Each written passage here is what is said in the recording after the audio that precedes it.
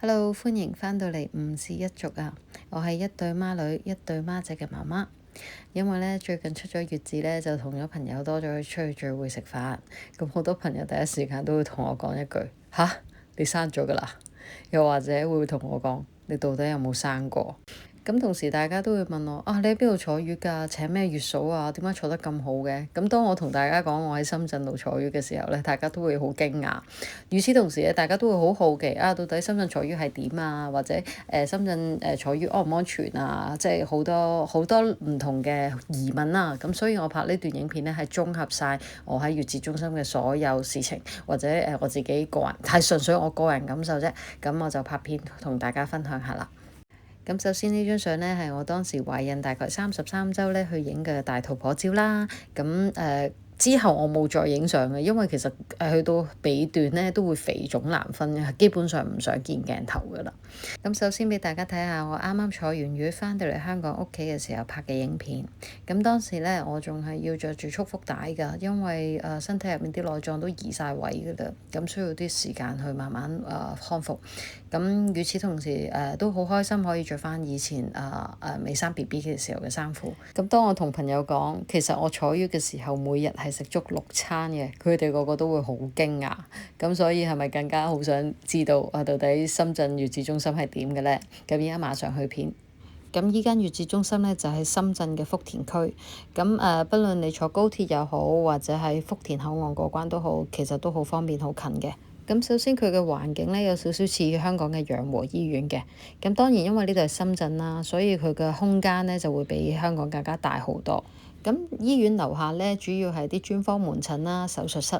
咁而中間10幾樓嗰啲呢，就係病人嘅客房。咁而月子中心呢，就會位於22樓以上嘅。咁呢度無論搭 lift 啦，或者出入都需要拍卡嘅，所以呢唔會有啲病人或者閒雜人等可以上到嚟。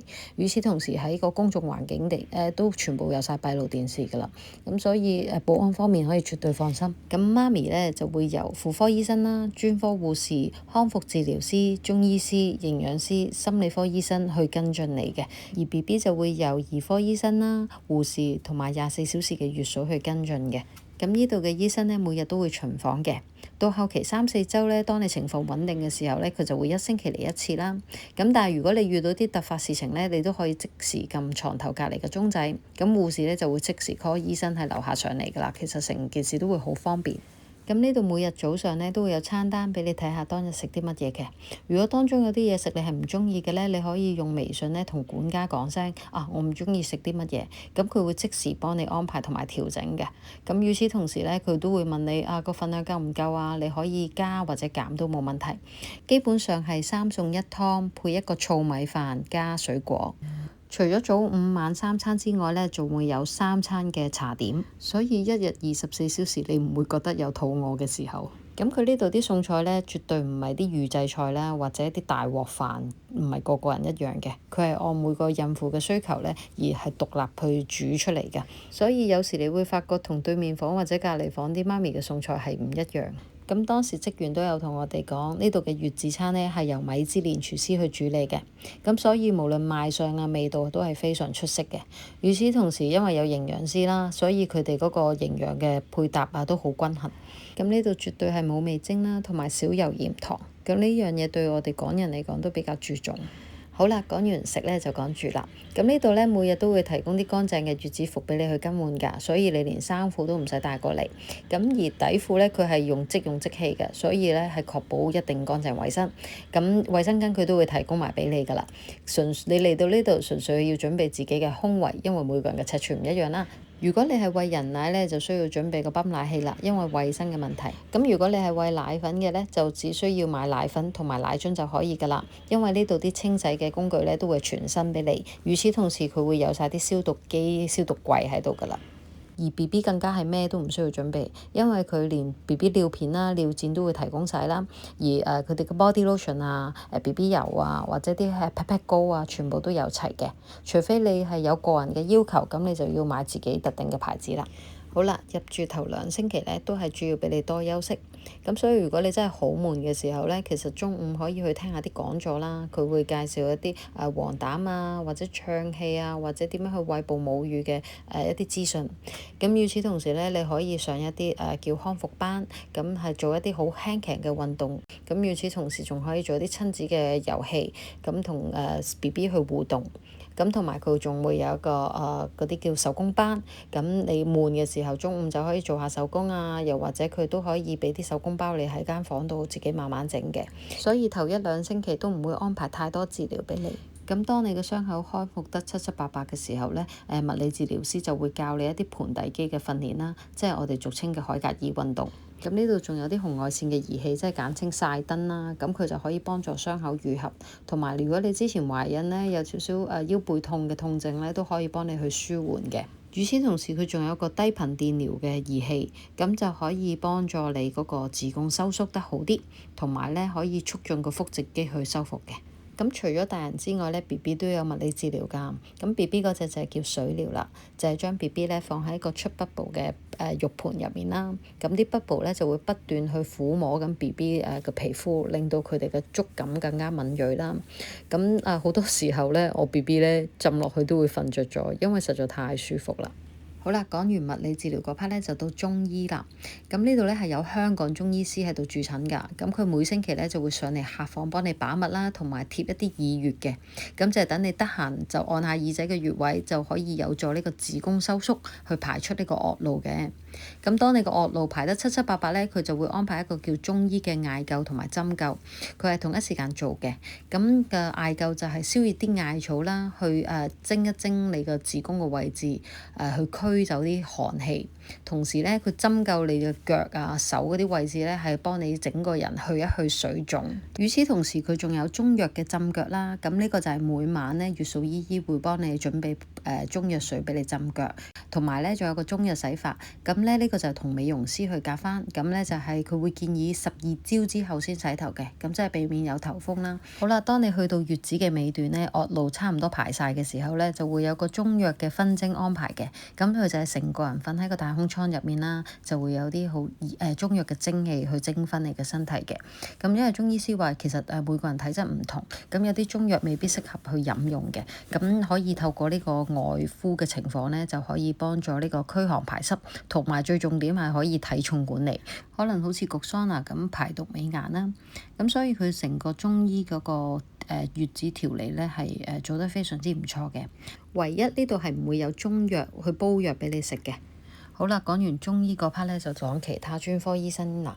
咁營養師咧，其實每星期都會嚟巡訪㗎。咁咧佢就會做我哋女仔最重要做嘅嘢，佢就要幫我哋度高磅重，咁就會睇下你嘅體重增長啦。如果你係一路向上嘅話咧，咁佢就會喺你個月子餐度做一啲調整嘅。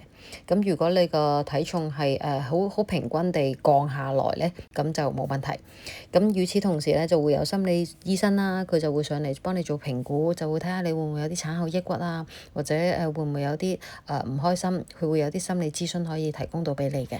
好啦，佢呢度仲會有母乳治療師咧，去指導你點樣去餵哺母乳啦。咁同埋呢度月嫂姨姨個個都受過培訓，係識得通乳嘅，即係我哋俗稱嘅通乳師啦。咁佢係可以幫你按鬆嘅乳房，令到佢減少呢個脹痛嘅問題。好啦，講完醫生嗰 part 咧，就到大家最中意嘅按摩嗰 part 啦。咁呢度咧係會有按摩師咧去幫你做按摩啦。咁而你中意按邊個部位咧，係按你自己需要嘅。咁佢每次按完摩之後咧，都會有個中藥嚟熱敷㗎。咁就係敷翻你嗰啲關節位置，如果有啲濕氣咧，其實你敷一敷出嚟咧，係可以去濕之餘，仲可以減輕個痛症啦。所以喺坐月嘅時候可以做埋頭療同埋按摩，係一件好爽好開心嘅事。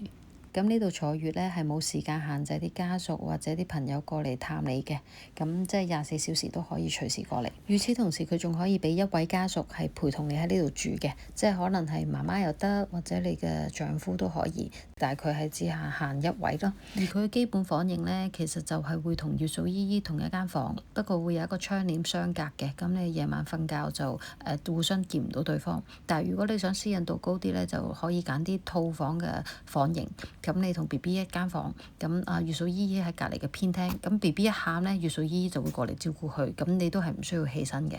咁佢個房間呢就會同普通嘅酒店房差唔多啦，咁而佢嘅洗手間呢就會同醫院一樣，有埋個緊急鐘啦，同埋有防跌嘅扶手，咁成個環境都係非常之乾淨衞生。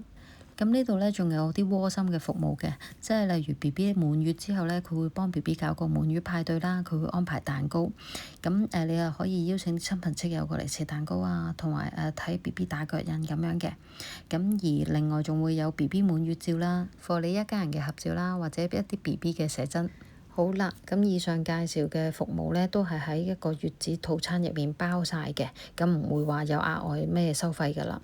除非如果你小朋友需要用到其他服務，即係例如要照黃疸燈咁樣，咁佢就需要另外收費啦。又或者好似我之前小朋友嘅大便有出血，要做一啲化驗，就要另外收一啲化驗嘅費用。但係佢呢度一次嘅化驗都係講緊150蚊，仲要係半小時內出報告，所以呢個價錢咁喺香港就一定做唔到啦。好啦，講到最後一個環節就係佢嘅價錢啦，亦都係大家最主要考慮嘅因素。咁呢，因為我係媽 B 嘅關係，咁所以佢嘅價錢係 double 啦。咁呢一個我就唔講啦。咁而呢度基本一個月子套餐呢，28日呢就係88,000蚊，for 一個月嫂1對1照顧一個 BB。呢個係2025年嘅價錢。咁而由88,000蚊起，咁就視乎你住咩房型啦，住幾多日而定嘅。咁我呢度呢都會有一啲關於佢哋嘅房型嘅影片可以提供俾大家參考下，可以睇下佢個房型同埋佢嘅環境。其實呢個價錢對唔同人都有唔同嘅定義。咁有啲人覺得哇，物超所值啊，乜嘢都包晒咁樣。咁亦都有啲人覺得貴到離晒譜嘅，我情願香港自己揾月嫂都唔定。而對我嚟講係好滿意嘅。呢段影片呢係我啱啱影嘅，就係我生完 BB 第2個月嘅狀態。咁肚就 lift 咗啦，咁但係個肚皮就冇辦法啦，因為做過媽媽都知道，更何況我係陀雙胞胎，所以個肚皮係扯到鬆晒。咁但係 so far 整體狀態，我覺得係 OK 嘅。好啦，呢段影片就介紹到呢度啦。但係如果大家對深圳坐月有興趣啊，或者想了解更加多嘅資訊，可以私底下 PM 我。咁我都希望各位準媽媽呢，嚟緊可以坐一個好好嘅月子啦，咁保持一個好好嘅心境，然後一個非常好嘅狀態去照顧小朋友，咁等條 BB 健康快高長大，然後輕輕鬆鬆出月子啦。拜拜。